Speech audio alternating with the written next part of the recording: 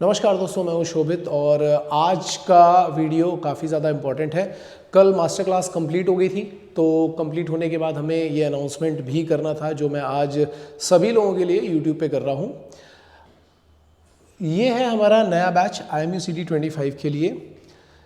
ये बैच हम लोग हर साल स्टार्ट करते हैं जो जनवरी के फर्स्ट वीक में स्टार्ट होता है, ठीक है। बट उसका इन्फॉर्मेशन मैं आपको ऑलरेडी 1 महीने पहले से ही दे रहा हूँ। क्यों 1 महीने पहले से दे रहा हूँ? क्योंकि ये बैच ज्वाइन करने के लिए आपको कुछ अर्ली बर्ड ऑफर्स भी मिल सके, इसके लिए मैं आपको पहले से ही बता रहा हूँ। और ये खास तौर से उन बच्चों के लिए है जो इस बार 12th कर चुके हैं 24 में।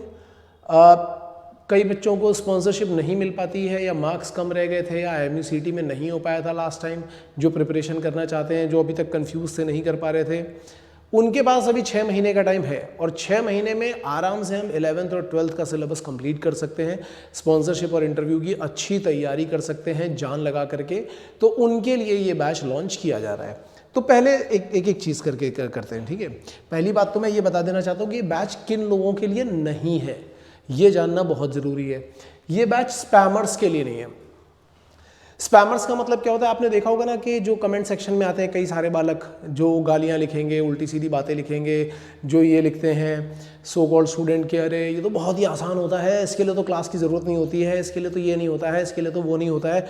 भाई अब अभी इसी वीक में ही मैं आपको पिछले साल के पेपर के कुछ ग्लिम्स दिखाऊंगा और ये बताऊंगा कि उसमें कहाँ से क्या क्या पूछा गया है, कैसे क्वेश्चन पूछे गए, ताकि आपको ये आइडिया मिल जाए। क्योंकि एक पेपर जो होता है ना, जेई का पेपर हो, चाहे IAS का हो, चाहे IMU CT का हो या NDA का हो, कुछ लोगों के लिए एक्चुअल में आसान होता है जो घर पे अच्छी तैयारी कर रहे होते हैं।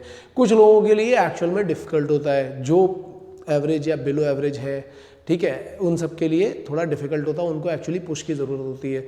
लेकिन कुछ स्पैमर्स जो होते हैं वो केवल क्या करते हैं, इनके पास कोई काम नहीं होता कि इधर से उधर गालियाँ लिखना हो, उल्टी सीधी बातें करना हो। तो ये बैच उनके लिए नहीं है, इवन ये वीडियो भी उनके लिए नहीं है। आप लोग अभी वीडियो छोड़ करके जा सकते हो। कमेंट सेक्शन में आकर के कोई भी बकवास करने की ज़रूरत नहीं है प्लीज़। दूसरी बात, ये बिगिनर्स के लिए नहीं है। बहुत बार क्या होता है कि बच्चे पता नहीं क्यों आखिरी के 3-4 महीने या 6 महीने का वेट कर रहे होते हैं कि तब जब बैच स्टार्ट होगा, तब फीस कम होगी, तब हम जाकर के ज्वाइन कर लेंगे। भाई ये बैच बिल्कुल आपके लिए नहीं है। क्यों नहीं है? क्योंकि 6 महीने के अंदर हमें 11th भी ख़त्म करनी है और 12th भी ख़त्म करनी है। हम फास्ट पढ़ेंगे, इसमें फास्ट जाएंगे तब जाकर के हम सारी चीज़ें ख़त्म कर पाएंगे। और किसके लिए नहीं है? नेगेटिव माइंडसेट वालों के लिए नहीं है। नेगेटिव माइंडसेट वाला कौन? नेगेटिव माइंडसेट वाले वो बच्चे होते हैं जो एक्चुअल में जोश में चले तो आते हैं कि हाँ हमें ये करना है, हाँ मेरा बचपन का सपना है, ड्रीम है, फलाना है, ठिकाना, हम ये करेंगे। लेकिन जब रियलिटी सामने आती है ना, जब मेहनत करनी पड़ती है, रात में टाइमली सोना है, सुबह टाइमली उठना है, डिसिप्लिन फॉलो करना है, फिर परफॉर्मेंस नहीं आ रही है तो उसके बाद एनालिसिस करनी है, डिस्कशन करना है। जब मेहनत की बात आती है, जब एग्जीक्यूशन की बात आती है, इम्प्लीमेंटेशन की बात आती है, तो उनकी जान निकल जाती है। फिर वो ब्लेम गेम खेलना चालू कर देते हैं कि भाई मेरा तो इस वजह से नहीं हो पा रहा है, मेरी तो तैयारी इसलिए नहीं हो पा रही है, मेरी तो तैयारी उसलिए नहीं हो पा रही है, और किसी और के ऊपर ब्लेम उठा करके चिपका दिया, ठीक है। जैसे 1-2 बच्चे थे, मतलब मैं नाम नहीं ले रहा हूँ, 1-2 बच्चे थे अपने यहाँ पे जिनका कहना था कि ज्योग्राफी में कंट्री की कैपिटल क्या होती है सर, आपने ये क्लास में हमें याद नहीं करवाई है। तो मतलब ये वाले बच्चे की बात कर रहा हूँ मैं। ये ब्लेम गेम है कि आपको कंट्री की कैपिटल याद नहीं कराई जाएंगी, ये आपको खुद करनी पड़ेगी भाई, ठीक है। हम लोग करते हैं। अब जैसे हमारे यहाँ इंग्लिश में अब जो मैम है वो वोकैबुलरी पे ही एक लेक्चर लगा देती है कई बार कि 1 वर्ड सब्स्टिट्यूशन पढ़ा रहे हैं एक पूरे लेक्चर में, वो पूरा एक्सप्लेन कर करके सेंटेंस करा करके करवाती हैं। लेकिन फिर भी कई बच्चे ब्लेम गेम खेल जाते हैं कि अरे ये नहीं कराया, वो नहीं कराया, कुछ ना कुछ कमी निकालना चालू कर देते हैं। ये बैच उनके लिए नहीं है। ओवर कॉन्फिडेंट स्टूडेंट्स, उनके लिए ये बैच बिल्कुल भी नहीं है। जो एकदम हवा में रहते हैं ना कि अरे मैं तो ये कर दूंगा, मैं तो वो कर दूंगा। भाई देखो, यहाँ पे आओगे तो आपको क्या करना है, आप सीधी से बात है कि जो मैं बताऊंगा या मेरी टीम बताएगी आपको वो फॉलो करना है। आपके पास कोई फीडबैक है आप ज़रूर हमें दो, फैकल्टी फीडबैक होते हैं वो भी आप हमें दो, जो भी फीडबैक है वो हमें दो, हम उनके ऊपर काम करेंगे। That is for sure, that is my word. Up and down हर जगह पर होते हैं, लेकिन हम उनके ऊपर काम करेंगे। लेकिन ओवर कॉन्फिडेंस नहीं चलेगा कि मैं इस दिन पढ़ दूंगा, मैं उस दिन पढ़ लूँगा, मैं 2 महीने में कर लूँगा, मैं ये कर लूँगा, मैं वो कर लूँगा, मैं अपने आप से कर लूँगा, मैं स्पॉन्सरशिप पहले करूँगा, तो मैं ये सब चीज़ें यहाँ पे नहीं चलेंगी यार, ठीक है। इग्नोरेंट स्टूडेंट, इग्नोरेंट स्टूडेंट कौन से होते हैं? जिनको आप बताते रहो कि बेटा ये, जैसे मैंने पिछले साल भी कई बच्चों को ये बोला था कि 11th और 12th दोनों का सिलेबस आता है। एक दो साल से ऐसा हो रहा है कि 12th का सिलेबस ज़्यादा आ रहा है, लेकिन 11th और 12th दोनों का सिलेबस आता है, आपको दोनों प्रिपेयर करके जाना है। पर इग्नोरेंट स्टूडेंट क्या करता है? अरे ठीक है, आप बोलते रहो सर, मैं करूँगा वही जो मेरा मन करेगा, ठीक है।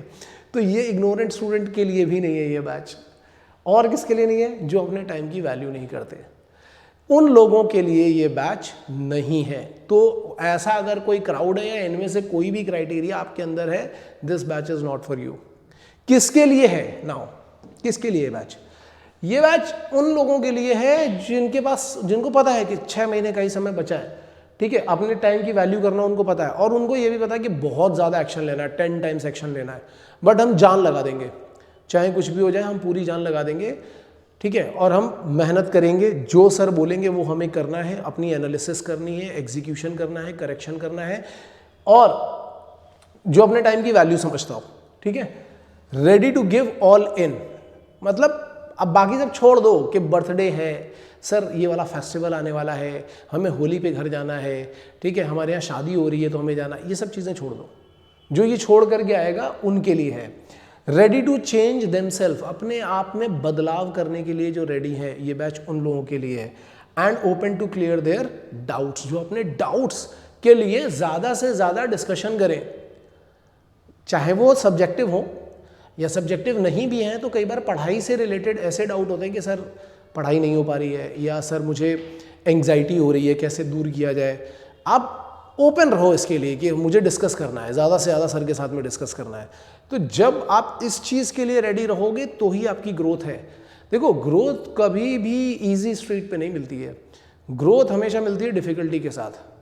डिफ़िकल्टी होती है वहाँ पे आपको डेडिकेशन, वहाँ पे आपको कंसिस्टेंसी, ये सब चीज़ें जान लगानी पड़ती है, तब जा कर के आपको ग्रोथ मिल पाती है, नहीं तो ग्रोथ नहीं मिलती है, ठीक है। आप सोचोगे फूलों की तरह रखा जाए हमें और हम ग्रो कर जाएं, ऐसा नहीं होता यार, ठीक है। पत्थरों की तरह रखा जाएगा, और पत्थरों की तरह रखा ही नहीं जाएगा, तराशा जाएगा, तब जाकर के ग्रोथ मिलती है। समझ लो मेरी बात को। तो उस पर हथौड़ी छेनी भी चलती है, तब जाकर के उसको ग्रोथ मिलती है, तब जाकर के एक अच्छी सी मूर्ति तैयार होती है, ठीक है। एक कहावत है ना कि फूलों की तरह पाले जाओगे ना तो कुचल दिए जाओगे किसी दिन। फूल उठा करके कुचल दिए जाते हैं, लेकिन अगर पत्थर की तरह तराशे जाओगे ना तो एक दिन भगवान की तरह पूजे जाओगे। तो ये वही सेम कहानी है कि अगर हमेशा कंफर्ट जोन में जीते रहोगे तो कुछ नहीं हो पाएगा, कुचल दिए जाओगे। लेकिन हाँ, अगर कंफर्ट जोन से बाहर निकलोगे और डिफ़िकल्टीज़ में कदम रखोगे और अपने आप को तराशोगे, टीचर के साथ में डिस्कस करोगे, कोच के साथ में डिस्कस करोगे, वर्कआउट करोगे, अपने ऊपर काम करोगे, तो एक दिन ज़रूर पूछे जाओगे। दुनिया, लोग तुम्हें फॉलो करेंगे। हो सकता है आज लोग तुम्हारा मजाक उड़ा रहे हो कि अरे ये नहीं कर पा रहा, अरे ये वो नहीं कर पा रहा, अरे इसके बस का तो कुछ नहीं है।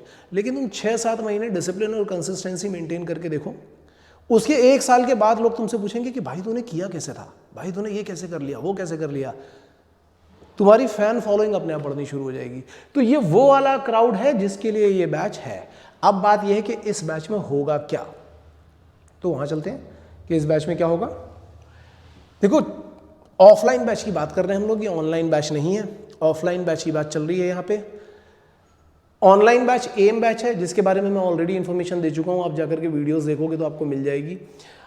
ऑफलाइन बैच की फीस हमेशा ज़्यादा रहती है। क्यों ज़्यादा रहती है? क्योंकि यहाँ पे 40 बच्चे ही पढ़ाए जाते हैं, पर्सनल अटेंशन है, फीस ज़्यादा रहती है। जिनको फीस का प्रॉब्लम है वो भी इस वीडियो को यहीं पे ही स्टॉप कर सकते हैं। जिनको फीस का प्रॉब्लम नहीं, जो पैसे देने के लिए रेडी हैं, उनके लिए ही ये बैच है। कितनी फीस है, क्या है, वो मैं यहाँ पे डिस्क्लोज नहीं करूँगा, क्योंकि यार फिर उसके बाद कमेंट सेक्शन में बहुत ज़्यादा भसड़ मच जाती है। तो उससे ज़्यादा अच्छा है कि आप हमारा जो नंबर है, यहाँ पे नंबर दिया हुआ है, आप इस नंबर पे कांटेक्ट करोगे 9140191138, तो आपको सारी इन्फॉर्मेशन यहाँ पे मिल जाएगी, ठीक है। 40 स्टूडेंट का ही बैच रहेगा। बैच स्टार्ट होगा 5 जनवरी से। 5 जनवरी को ये बैच स्टार्ट किया जाएगा। तो 5 जनवरी को एक ओरिएंटेशन सेशन होगा और 6 जनवरी से क्लासेस रिज्यूम हो जाएंगी। लेकिन ये याद रखना, ये पुराने वाले बैचेस की तरह नहीं है कि हम 10-15 दिन इसमें रुकेंगे, आराम से चलेंगे, ये सब नहीं होगा। 6 तारीख को फुल फ्लेज वे में, बिल्कुल प्रॉपर 6-7 घंटे की क्लास के साथ में हम चलेंगे आगे, स्पीड के साथ में, रुकेंगे नहीं। अगर उसके बाद कोई ज्वाइन करता है, कई बार बच्चे क्या करते हैं कि अरे हम वेट कर रहे हैं, अभी देखते हैं 5 के बाद कुछ सर फीस कम कर देंगे, ये कर देंगे, वो कर देंगे, तब ज्वाइन करेंगे। कुछ नहीं है भाई, नहीं करने वाले हम। वैसा हम पहले बता देंगे कि हमका फीस कम करने वाले हम, तब तक कुछ नहीं करने वाले।